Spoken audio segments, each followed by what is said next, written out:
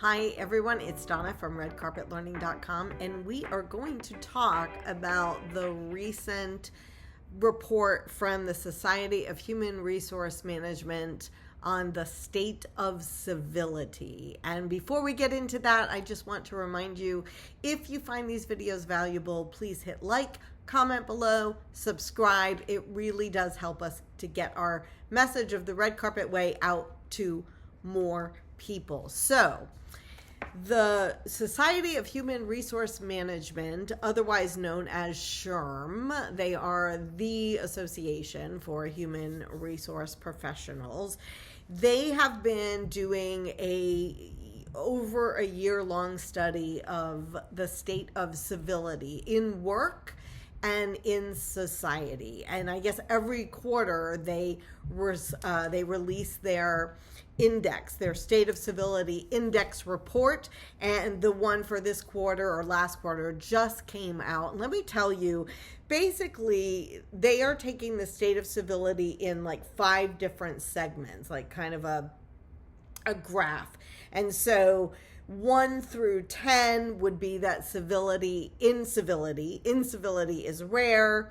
10 through 30 is that there's occasional incivility, and you want to stay alert for that. 30 through 50 is common incivility, and that it is time to take action. 50 to 70 is this is not a drill. We are having frequent acts of incivility. And then 70 to 100 is code red, constant incivility. So very concerning statistics over the whole state of this, the whole time period of this study. What they found is that from their research, that society is at a 47.3% of acts of incivility, and that workplace incivility is at a 30, I think it's I'm looking at my notes here, a 38.8. It's either 8.8 or 37.8. You can link, I'm going to put the report in the comments below, so you can download the report for yourself. However, all that to say, that is not only is it in the common incivility take action now 30 to 50 range, it's on the high end, especially in society. But workplace incivility is still pretty high, worth noticing, worth taking action about. So I'm curious to know, first of all, and you can comment below and let me know, are you experiencing that? Are you experiencing the greater society as being more civil or incivil? And what about at work? Are you finding more people being more incivility happening between coworkers? And this report, again, I'm going to link to this in the comments below so that you can download it for yourself. But they estimate that United States companies are losing over $854 million a day due to absenteeism, due to incivility at work.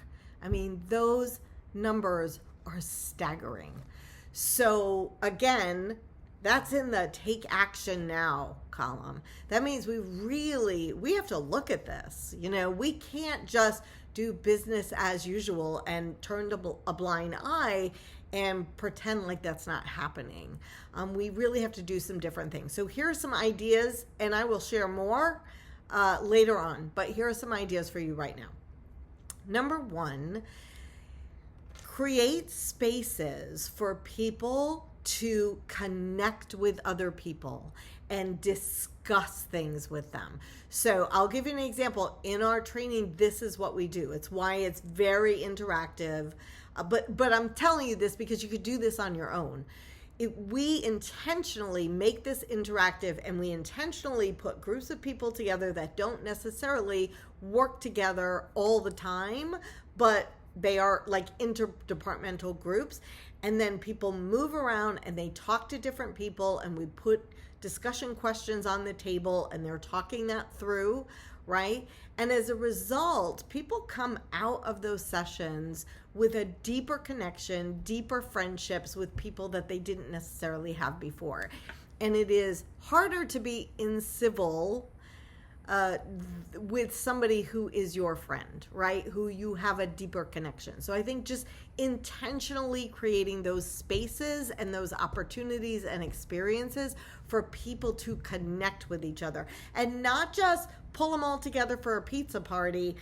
Have the pizza, absolutely, but create intentional discussions, move them around, get them talking to each other. Okay, the next thing is really looking at, if we're seeing these instances of incivility, are we tolerating it? Are we tolerating it, or are we nipping it in the bud? So the first thing to understand is, maybe, like, if you want to create a culture of accountability, you first have to create a culture of clarity. So what civility is and what incivility is. What does it look like to be civil, kind, respectful, caring? What does it not look like? What does incivility, unkindness, disrespect look like? And make sure that everybody's on the same page of that. And then you want to develop their skills, because these are skills that maybe we have naturally, maybe we don't. Understand it's not common sense for everybody, but also understand that as a society right now, we are going through a lot of pressure, regardless of what side you're on, or what your belief systems are, or where your background lies. Whatever that is, I think we can all agree we're going through immense change, and nobody loves change, and change is bringing a lot of pressure and a lot of stress.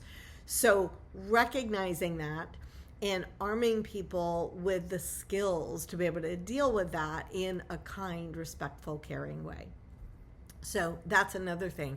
And then once you've done that, if you've been clear and you have helped people with their skills on respect in the workplace, civility in the workplace, then if you're still seeing incivility and you are not addressing it, then you're accepting it. Then you're just saying there's nothing we can do about this. It's just the state of the world.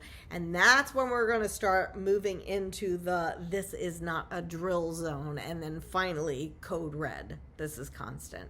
So we have to take action now. I'm going to be thinking about this. What are some other things that you can do? And I'll ask you, what are some things that you are doing right now in your workplace to address the state of civility versus incivility in work, at home, and in society at large? All right. Thank you so much. Again, like, subscribe, comment. I'd love to hear from you.